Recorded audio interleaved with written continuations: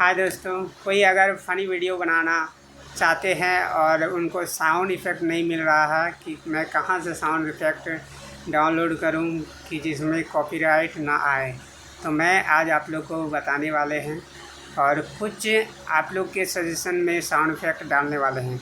अगर गाइस आप लोग मेरे पेज को फॉलो नहीं किए हैं और नए नए मेरे पेज में जुड़े हैं तो मैं आप लोग को सारा सब कुछ बताएंगे कि फ़नी साउंड इफ़ेक्ट आप लोग कहाँ से डाउनलोड कीजिएगा।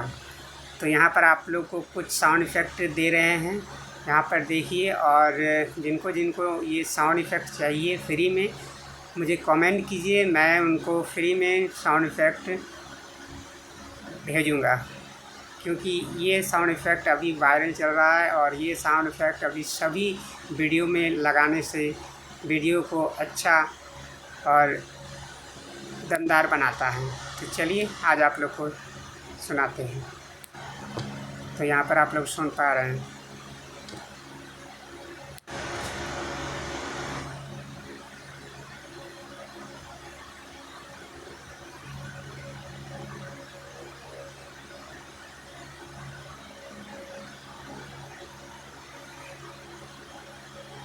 और ऐसे मज़ेदार साउंड इफ़ेक्ट पाने के लिए मेरे पेज को फॉलो नहीं किए हैं तो फॉलो कर लीजिए। मैं आपके पास जुड़ा रहूँगा और आपको जो भी साउंड इफ़ेक्ट चाहिए मैं आपके पास सीधे शेयर करूँगा। धन्यवाद।